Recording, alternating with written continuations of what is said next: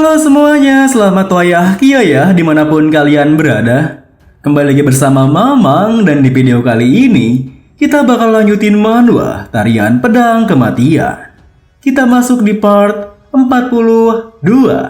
Di awal video ini, malam hari itu di wilayah White Heavenly Palace, di sebuah ruangannya terlihat beberapa orang patriarch yang telah berafiliasi dengan kultus tersebut. Putra ketiga sedang ditawan oleh vaksin ortodoks. Entah kalian sudah tahu ini atau belum, tapi pria yang sudah menekan putra ketiga adalah murid dari Poison Demon. Murid Poison Demon Sunbei, katamu?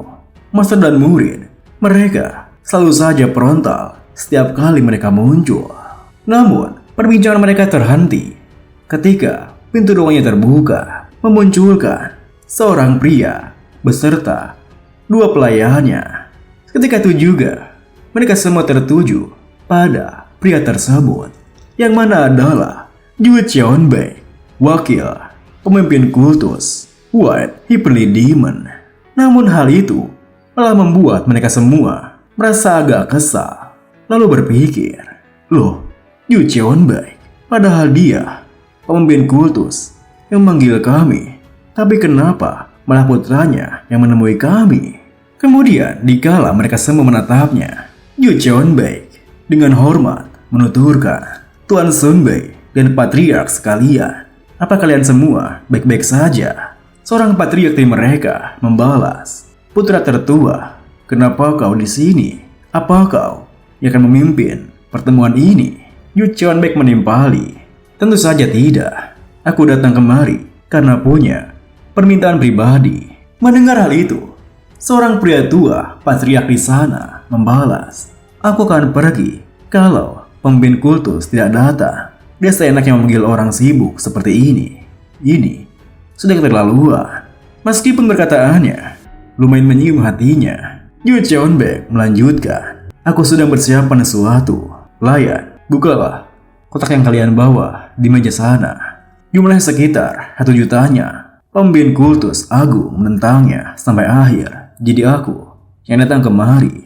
Entah kalian sudah tahu ini atau belum, tapi saudaraku yang payah sedang ditawan oleh faksi ortodoks Chang'an dari Sangqi. Mendengar hal itu, mereka semua pun hanya menghela napasnya. Kemudian Yu Cheonbei melanjutkan, ini adalah uang untuk kepala Jin Sohan. Ini bukan uang kultus, tetapi uangku. Jika kalian bisa membawa saudaraku kembali hidup-hidup, aku akan memberikan kalian 1 juta yang lagi. Pada dasarnya, aku akan memberikan kalian 2 jutanya. Patriark tua di sana membalas, dan kalau kami gagal, Yu Cheonbei melanjutkan, apa kalian bisa gagal? Kecuali saudaraku sudah mati, mungkin. Namun, meski begitu, bawakan saja kepadaku kepala Jin Sohan. Mendengar hal itu, karena merasa uangnya masih kurang, seorang patriark di sana bertanya, cuma itu 2 jutanya? Yu Cheonbei membalas, tentu tidak. Aku akan menyerahkan posisi penguasa Sangqi kepada orang yang berhasil melaksanakannya. Patriark lain kembali bertanya, kenapa tidak kau lakukan sendiri saja? Yu Cheonbei beralasan, kultus kami akan melangkah ke dunia bela diri dalam waktu dekat. Ada banyak sekali hal yang harus kami lakukan untuk memuaskan dendam lama kami. Kami akan membalaskan dendam kami, tentunya bukan cuma kepada aliansi Hubei, tapi juga kepada klan-klan dan sekte-sekte yang sudah menyerang kami di masa lalu. Oleh karena itu, faksi ortodoks Sangqi berada di posisi yang sangat rendah dalam daftar prioritas kami. Jadi, ini hanya sebuah permintaan pribadi. Mendengar hal itu, patriark di sana bertanya, dan kalau kami semua menolak? Yu Cheonbei melanjutkan, maka tidak ada pilihan lain selain aku atau putra kedua yang pergi. Namun, tentu saja itu akan mengganggu rencana kultus yang sesungguhnya. Mendengar hal itu, para patriark di sana pun kembali terdiam, saling menatap satu sama lain. Kemudian, seorang dari mereka berkata, aku dengar dia adalah muridnya Poison Demon. Bagaimana kalau Poison Demon sama ikut campur? Yu Cheonbei membalas, Poison Demon Sunbei juga tidak hadir dalam pertemuan hari ini. Aku dengar dia juga selalu menolak semua panggilan ayahku. Dan aku dengar dia bukanlah seorang yang akan terlalu memikirkan apabila ada muridnya yang mati. Mendengar hal itu, sambil dibangkit dari kursinya, si patriark tua berkata, Poison Demon di masa lalu memang bukanlah seorang yang akan melakukan hal seperti itu. Namun, karena muridnya itu berhasil selamat dan menjadi aktif seperti sekarang, itu menandakan adanya perubahan. Bukankah begitu? Jadi, 2,5 juta saja tidak akan cukup untuk persoalan ini, karena kami bisa saja harus menghadapi Poison Demon. Pergilah, beritahu White Heaven, menyerahlah kepada putra ketiga. Aku tidak tertarik dalam permasalahan ini. Jadi, panggil aku lagi ketika pemimpin kutus akan datang. Mendengar hal itu, Yu Cheonbaek pun menunduk membalas. Dimengerti, Tuan Blood Heaven Sunbei, silakan beristirahat. Dengan begitu, Patriark Blood Heaven pun kini melangkah pergi keluar dari ruangannya. Kini, setelah kepergiannya, Yu Cheonbaek menuturkan, setelah mendengar apa yang Sunbei katakan, aku juga berpikir kalau uangnya tidak cukup, pada begini saja, putra kedua, Cheonmu, akan menemani kalian. Mendengar hal itu, seorang patriark di sana membalas, membawa Cheonmu itu agak berlebihan. Bukankah faksi untuk Lord Chang'an bisa dibereskan cuma dengan Cheonmu sendiri saja? Rasanya seperti ini akan menjadi serangan kepada Sangki, bukan cuma menyelamatkan putra ketiga. Yu Cheonbaek menimpali, ya itu tidak berlebihan. Namun, perkataan Cheonbaek membuat seorang ketua di sana bertanya, apa tidak berlebihan? Dengan seriusnya, Yu Cheonbaek menjelaskan, cobalah pikirkan, ada terlalu banyak variabel di sini. Penyelamatan akan menjadi sulit jika Poison Demon Sunbei sampai ikut campur. Terlebih lagi jika kita juga menambahkan Immortal Pisikian Sunbei. Ayah akan segera datang. Jadi, jika ada seseorang yang bersedia, tolong beritahu ayah. Kalau begitu, aku pamit dulu. Namun, belum sempat Yu Cheonbaek meninggalkan ruangannya, tiba-tiba saja pintu ruangannya terbuka hingga mereka semua langsung melirik ke arahnya. Yang mana ternyata yang datang adalah Sang Poison Demon. Dikala Sang Poison Demon melangkah menuju meja dan kursinya, Yu Cheonbaek memberikan hormatnya. Selamat datang, Poison Demon Sunbei. Meskipun Yu Cheonbaek sempat menyapanya, Poison Demon langsung melewatinya dengan dingin. Hah, apa kau terlambat? Meskipun saat itu, tingkah Poison Demon membuat Yu Cheonbaek merasa kesal. Dirinya hanya bisa menahannya. Tidak sama sekali, Sunbei. Kemudian, setelah duduk di salah satu kursinya, Poison Demon berkata, aku tadi bertanya-tanya, siapa yang akan datang? Ternyata itu kau, Cheonbaek. Yu Cheonbaek membalas, iya, Sunbei. Lalu, Poison Demon menatapnya, berkata, kau sudah tumbuh sangat besar selama aku tidak melihatmu. Dengan wajah dinginnya, Yu Cheonbaek membalas, iya, benar. Murid Sunbei juga sudah tumbuh besar. Tentunya, perkataan Cheonbaek yang tiba-tiba menyebutkan muridnya membuat Poison Demon tersenyum, menuturkan, murid? Kenapa muridku dibawa-bawa dalam pembicaraan ini?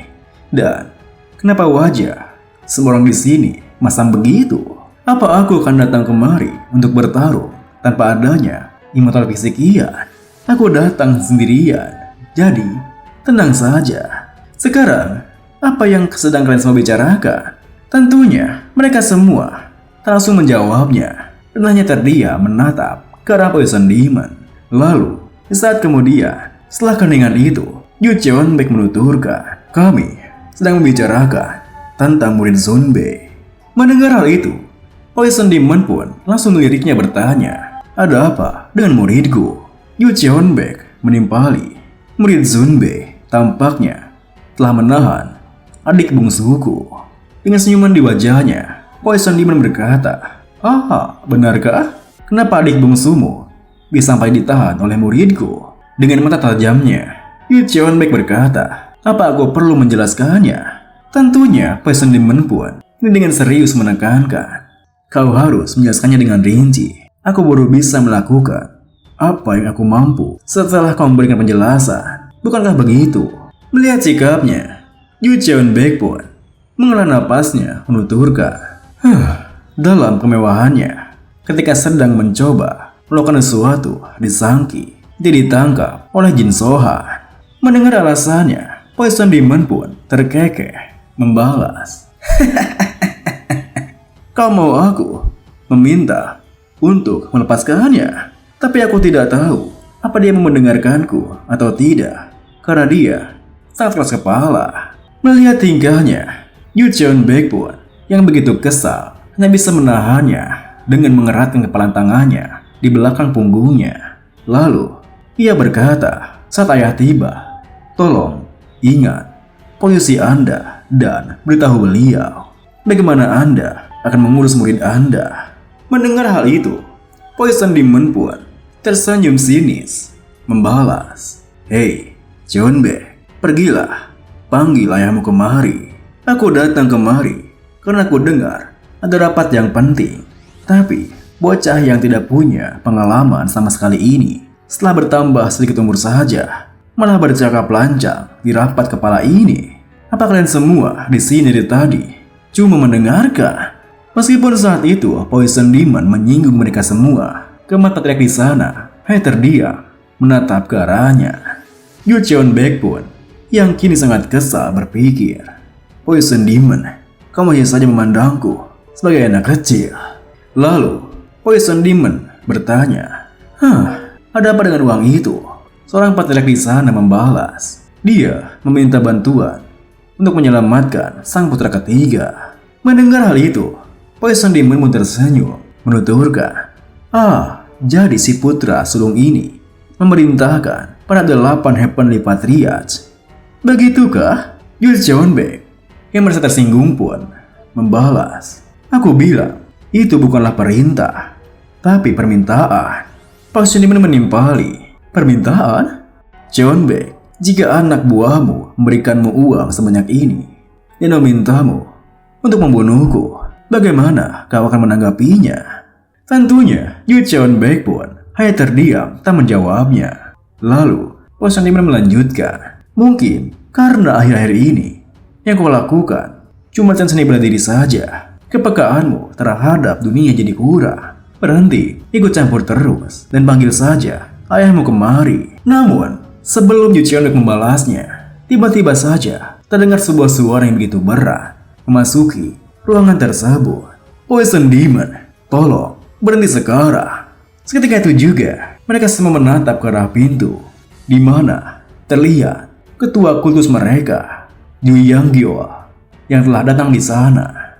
Kemudian sembari melangkah masuk, ketua kultus Yu Yanggyo yang melewati putra sulungnya, Yu Cheonbaek berkata, untuk sekarang masuklah. Mendengar hal itu, Yu Cheonbaek pun mengangguk membalas, baik ketua kultus. Kemudian setelah kepergiannya, dikala ketua kultus tersebut telah duduk di sana, ia berkata, Poison Demon, haruskah kau langsung mengomeli putraku? Padahal kau baru saja kembali setelah sekian lama. Poison Demon membalas, dia membawa uang ke sini dan menghasut pada kepala untuk membunuh muridku. Ketua kultus Yu Yanggyo menimpali, Poison Demon, apa kau muncul karena kau takut kami akan membunuh muridmu? Dengan senyuman percaya dirinya, Poison Demon berkata, ketua kultus, jika kau pikir aku ini memiliki rasa takut terhadap hal-hal yang terjadi di dunia ini, maka tidak mungkin aku mendapatkan julukan Demon. Melihat wajahnya yang begitu percaya diri, ketua kultus Yu Yanggyo pun sempat terdiam meliriknya, lalu berkata, begitu ya, kalau begitu kultus kami akan mengurus sendiri muridmu.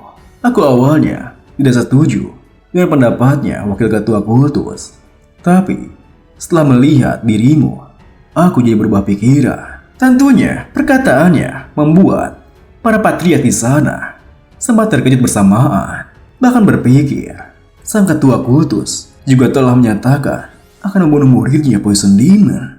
Meskipun sempat tegang saat itu, Poison Demon menghela napasnya berkata, lakukanlah semaumu. Tentunya tingkah tenangnya malah membuat ketua kultus, Yu Yangyo, semakin jengkel padanya. Namun, Poison Demon melanjutkan, terlepas dari itu, sebenarnya hal apa yang kita bicarakan hari ini yang membuat kalian jadi berada di sini sambil memasang muka seperti anjing yang datang untuk bersumpah setia? Seketika itu juga, perkataan Poison Demon membuat keempat mata di sana langsung meliriknya dengan tatapan sangat tegang. Anjing? Sementara itu, di luar bangunannya, terlihat Yu Cheonbaek yang tengah mengobrol bersama adik keduanya. Adik keduanya, putra kedua kultus What Heavenly Demon, Yu Cheonmu, berkata, "Baiklah, aku akan pergi." Mendengar hal itu, Yu Cheonbaek membalas, "Iya, aku akan mendukungmu sebisa mungkin." Yu Cheonmu yang tak mengerti maksudnya bertanya, "Mendukung?" Yu Cheonbaek menjelaskan, "Kau kira Cheon Jin kalah karena dia lemah?" Dan dilihat dari Poison Demon yang kesini, sang motor pisikian mungkin saja bergabung dengan Chang'an juga. Entah di sana atau di sini, ada banyak variabelnya. Ketika kau sudah sampai di Chang'an, aku berencana ingin berunding dengan ayah lalu membunuh Poison Demon. Tentunya perkataan Yu Cheonbaek membuat Yu Cheonmu terkejut. "Ya, sang Poison Demon?"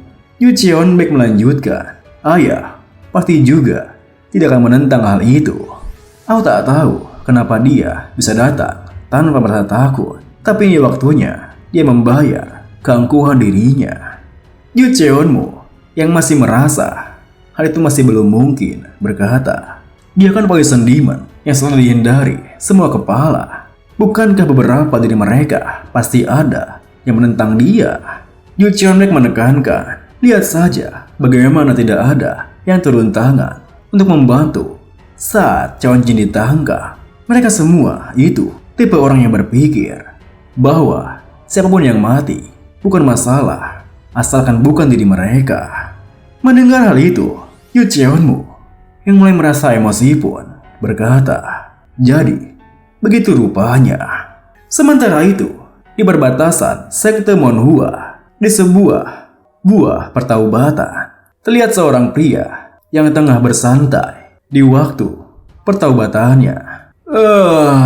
Namun kesantaiannya berakhir ketika seorang pria yang mana merupakan murid dinasti pertama sekte Monhua bernama Jeok Socho memasuki ruangannya. "Kakak!" Debunya. Melihat Jeok Sochong di sana, pria itu pun membalas, ngapain kau ke gua pertaubakan?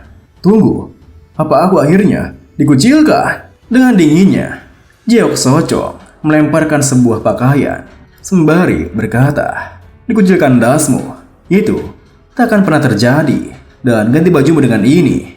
Pria itu yang kebingungan pun bertanya, "Kenapa?"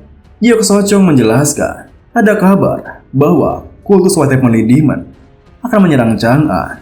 Juga katanya, kepala sekte Zhongnan juga telah mengirimkan murid-muridnya ke Chang'an. Jadi Master memerintahkan kita untuk pergi ke sana juga. Mendengar hal itu, si pria, sebut saja Tobat, membalas, "Kita juga?" "Master benar-benar memerintahkan hal itu?" Jeok Sochong menimpali, "Iya, dan kau akan menjadi pengawas pemandu." Si Tobat pun menghela napasnya berkata, "Kenapa kau selalu jadi pengawas untuk hal-hal yang menyebalkan? Dan bagaimana dengan kakak besar?" Jeok Sochong membalas, "Kalau kakak besar, ya kau tahulah, dia menyuruhmu untuk tuntaskan setahun ini di gua pertaubatan jika kau tak mau ke sana." Mendengar hal itu, si Tobat pun yang kesal dengan kakak tertuanya kembali rebahan di depannya. Ya, itu juga tidak terlalu buruk bagiku." Melihat tingkahnya, Jeok Sochong pun berkata, "Kakak, kau bilang kepala paksi untuk Todok Chanyang mungkin adalah seseorang yang kau kenal, bukan?" Si Tobat membalas, "Iya, aku bilang begitu. Aku juga mengatakan padamu bahwa hanya kau saja yang bisa tahu itu. Mereka bisa saja kebetulan memiliki nama yang sama."